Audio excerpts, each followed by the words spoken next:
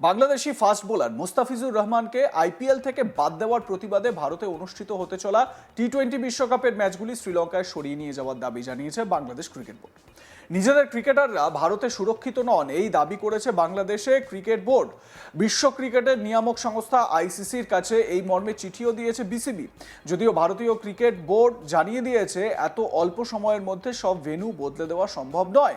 এর মধ্যে আবার ভারতে হওয়া আইপিএল এর ম্যাচগুলির সম্প্রচার বাংলাদেশে ব্যান করার সিদ্ধান্ত নিয়েছে সে দেশের অন্তর্বর্তী সরকার।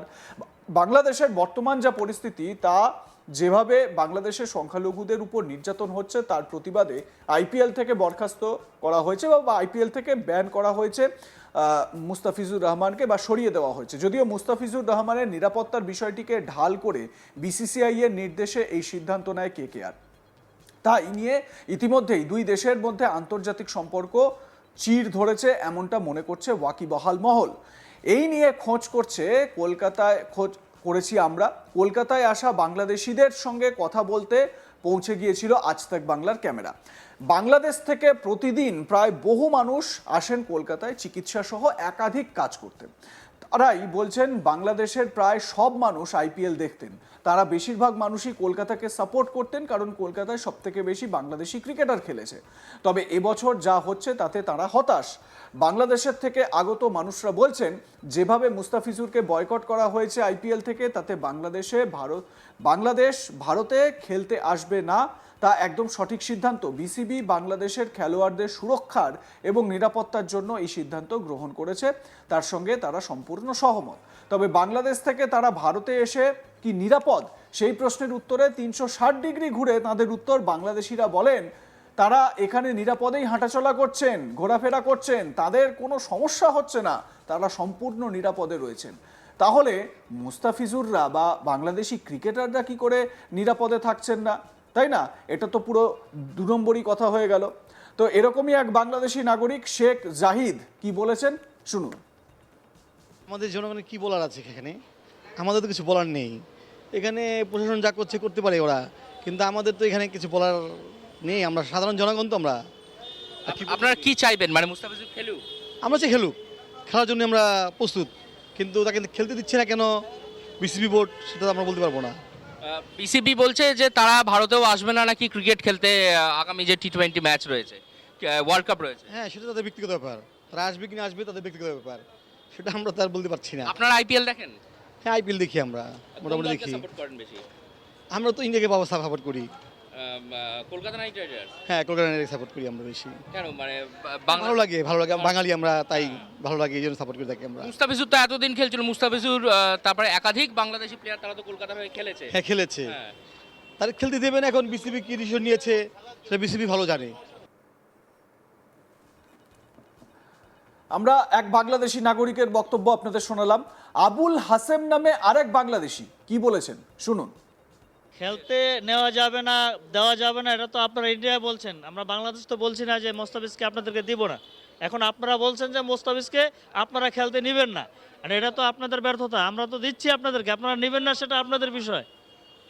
কি বলবেন? বিসিসিআই এর কাছে কি আর্জি রাখবেন আপনারা? আমরা তো আর্জি রাখবো, সে এরকম একজন প্লেয়ার, তাকে ইন্ডিয়া দেওয়া হোক বা ইন্ডিয়ার যারা আছে তারা তাদেরকে নেওয়া হোক, এটা তো অবশ্যই বলবো।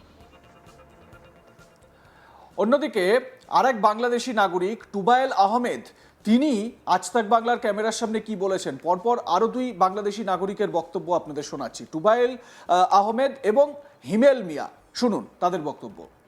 মুস্তাফিজের খেলার বিষয়ে কোনো রাজনৈতিকের সাথে জড়িত না করাটা ভালো। মানে খেলার সাথে রাজনৈতিক জড়িত না করা, এটা তো রাজনৈতিক বিষয়,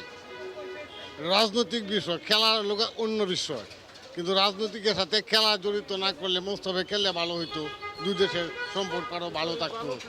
ভালো কোন দলকে মুস্তাফিজ খুব ভালো প্লেয়ার, বাংলাদেশের একজন ঐতিহ্যবাহী প্লেয়ার। ওকে আইপিএলে ইন্ডিয়া নিয়েছে, কলকাতা নিয়েছে, এটা আমরা যতটুকু জানি, কিন্তু তাকে বাদ দেওয়াটা আমার মতে এটা ঠিক হয় নাই।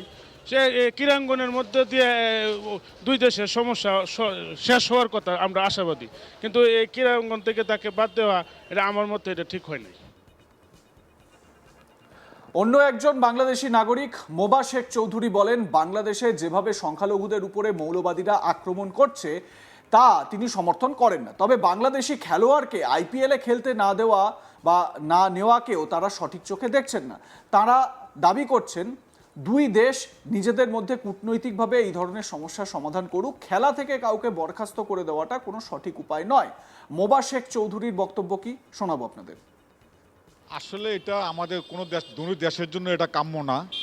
বাংলাদেশের যেটা কেনা করেছে সেটাও আমরা যা সাপোর্ট করি না, এবং এই দেশে যেটা কোনো আইপিএলে যেটা কেনা মোস্তাফিজকে বাদ দেওয়া হয়েছে এটাও আমরা সমর্থন করি না। কারণ আসলে বৈষম্য বিরোধী কোনো কিছু থাকা আসলে আমার দৃষ্টিতে ঠিক না। সবাই আমরা মানুষ, সবাই আমরা একই রক্ত কেনার মানুষ আমরা, কিন্তু আমরা বাংলাদেশে করছে বলে আমরা তার পাশাপাশি আমাদের ভারতেও আপনাদের করতে হবে, এটা আমরা বিশ্বাস করি না। আমরা মনে অন্যদিকে ভারতীয় এক ক্রিকেট প্রেমী অভিনন্দন গাঙ্গুলি বলেন, ভারত সরকার যে সিদ্ধান্ত গ্রহণ করে সেই সিদ্ধান্তে তিনি সম্পূর্ণ সহমত পোষণ করছেন। তারা যতই ক্রিকেট প্রেমী এবং ক্রিকেট খেলার সঙ্গে যুক্ত হোক বা যাই হোক না কেন, সবার আগে দেশ, তারপর অন্য কিছু। কি বলেছেন এই ক্রিকেট প্রেমী, শুনুন। আইপিএল তো তাদের দেশে হয় না, আইপিএল তো আমাদের ভারতীয় খেলা, আমাদের ইন্ডিয়ান প্রিমিয়ার লিগ, তো সেটা বাংলাদেশে বলার কোনো অধিকার নেই। এক্স্যাক্টলি, সেটা নিয়ে তাদের সমস্যা। আর তারা ব্রডকাস্ট না করতে দিলে আইপিএল চলবে না, সেটাও বড় কথা নয়। আর তার থেকে বড় কথা, ভারত সরকার যেটা সিদ্ধান্ত নিয়েছে, আমরা ভারতবাসী সেটাকে সম্মান জানিয়ে সেটাই আমরা গ্রহণ করেছি। আমার সহকর্মী রাহি হালদার এ বিষয়ে তার প্রতিবেদনে কি বলছেন, আসুন শুনে নেওয়া যাক। বাংলাদেশে ঘটে চলা একের পর এক হিন্দুদের উপরে যে অত্যাচার হচ্ছিল, যেভাবে দীপু দাস থেকে শুরু করে একাধিক যারা সংখ্যালঘু মানুষজন তাদের উপরে যেভাবে বাংলাদেশে মৌলবাদীরা আক্রমণ নামিয়ে এনেছিল, তার প্রতিবাদ স্বরূপ আইপিএল থেকে একেবারে বসিয়ে দেওয়া হয়েছে বাংলাদেশি ক্রিকেটার মুস্তাফিজুর রহমানকে। বাংলাদেশি ক্রিকেটারকে আইপিএল থেকে বসিয়ে দেওয়ার পরেই কিন্তু দুই দেশের মধ্যে যে অন্তর্রাষ্ট্রীয় যে সম্পর্ক, সেই সম্পর্কের সমীকরণের মধ্যেও কিন্তু বেশ বিভেদ দেখা দিতে শুরু করেছে। এই ঘটনা নিয়েই কথা বলার জন্যে আমরা পৌঁছে গিয়েছিলাম কলকাতারই বিভিন্ন জায়গায়, যেখানে বাংলাদেশ থেকে আগত মানুষজনরা বিভিন্ন দরকারে এসে পৌঁছায়, সে মার্কুই স্ট্রিট হোক বা বিভিন্ন হাসপাতাল চত্বর, সেই সমস্ত জায়গায় যে সমস্ত বাংলাদেশি মানুষজন রয়েছে তাদের সাথে কথা বলে তাদের যে রিয়াকশন আমরা জানতে পারছি, তারা বলছেন যে তারা চাইছেন যে মুস্তাফিজুর রহমান আইপিএল খেলুক, কারণ তারা দীর্ঘ বছর ধরে আইপিএল দেখে আসছেন এবং আইপিএলে তারা বরাবরই বেশিরভাগ বাংলাদেশের সিংহভাগ মানুষজন তারা কলকাতাকেই সাপোর্ট করে আসছেন। কিন্তু এই বছর যে পরিস্থিতি, বাংলাদেশের মূলত যে পরিস্থিতি, যেখানে সংখ্যালঘুদের উপরে যে আক্রমণ হয়ে আসছে, সেই আক্রমণের জেরে কিন্তু ভারতের তরফ থেকে কিন্তু বা একেবারে যে মুস্তাফিজুর রহমান বাংলাদেশি পেসার, তাকে কিন্তু 9 কোটি টাকা দিয়ে কেনার পরেও তাকে কিন্তু ব্যান করে দেওয়া হয় খেলা থেকে। এরপরেই কিন্তু বাংলাদেশের তরফ থেকে তারা কিন্তু বিবৃতি দিয়ে জানিয়েছে আইসিসিকে যে তারা যে আগামী যে টি20 ওয়ার্ল্ড কাপ রয়েছে, সেই টি20 ওয়ার্ল্ড কাপে তারা কিন্তু ভারতে খেলতে আসবে না, কারণ তারা নিরাপত্তাহীনতার সমস্যায় ভুগছেন। কিন্তু এই যে ঘটনা, তারা চাইছেন যে তারা ভারতের বদলে খেলা বাংলাদেশে হোক। এই ঘটনার পরে একেবারে আজকেই যেটা জানা যাচ্ছে, বিসিবির তরফ থেকে এরকম একটি বিজ্ঞপ্তি জারি করা হয়েছে যে বাংলাদেশে আইপিএল খেলা কোনো রকমভাবেই দেখানো যাবে না। আইপিএল খেলা তারা বাংলাদেশে ব্যান করে দিতে চলেছে, বা তারা বাংলাদেশে আইপিএল খেলা সম্প্রচারিত হতে দেবে না। এই ধরনের ঘটনাও ঘটছে। কিন্তু এই ঘটনাগুলির মধ্যে থেকেও যেটা সবথেকে বড় বিষয় যেটা উঠে আসছে, সেটা হচ্ছে মুস্তাফিজুর রহমানকে খেলতে না নেওয়াতে কিন্তু দুই দেশের যে সম্পর্ক, সেই সম্পর্কের মধ্যেও কিন্তু ছেদ তৈরি হচ্ছে, এমনটা বলছেন কিন্তু বাংলাদেশ থেকে ভারতে আসা আগত মানুষজন। আমরা তাদেরকে জিজ্ঞেস করেছিলাম যে তারা কি কোনো নিরাপত্তাহীনতায় ভুগছে, কারণ তারা তো ভারতে আসছে, তারা তো চিকিৎসার জন্য ভারতে আসছে। সেক্ষেত্রে দাঁড়িয়ে কিন্তু তাদের উত্তর একেবারে 360 ডিগ্রি ঘুরে গিয়ে অন্যরকম। তখন তারা বলছে যে তাদের কোনো সমস্যা নেই, তারা কলকাতার রাস্তায় একেবারে স্বাচ্ছন্দ্যের সঙ্গে হাঁটাচলা করে ঘুরতে পারে, নিজেদের প্রয়োজনীয় কাজ করতে পারে। কিন্তু যখন বাংলাদেশ ক্রিকেট টিমের কথা আসছে, তখন দাঁড়িয়ে সেই নিরাপত্তাহীনতার কথা উঠে আসছে। তবে বাংলাদেশ থেকে আগত এক মানুষজন তিনি কিন্তু বলছেন যে এই ধরনের ঘটনা দুই দেশ যদি বসে কূটনৈতিক সমঝোতার মাধ্যমে যদি সেটা সম্পন্ন করে ফেলে, তবে কিন্তু সেটা দুই দেশের কাছেই সেটা ভালো, এমনটা বলছেন। তবে ক্রীড়াপ্রেমী মানুষজন, মূলত যারা আমাদের দেশের মানুষজন, ক্রিকেট খেলতে যারা ভালোবাসেন, খেলা দেখতে যারা ভালোবাসেন, তারা কিন্তু জানাচ্ছেন যে সবার আগে দেশের আগে কোনো কিছু নয়।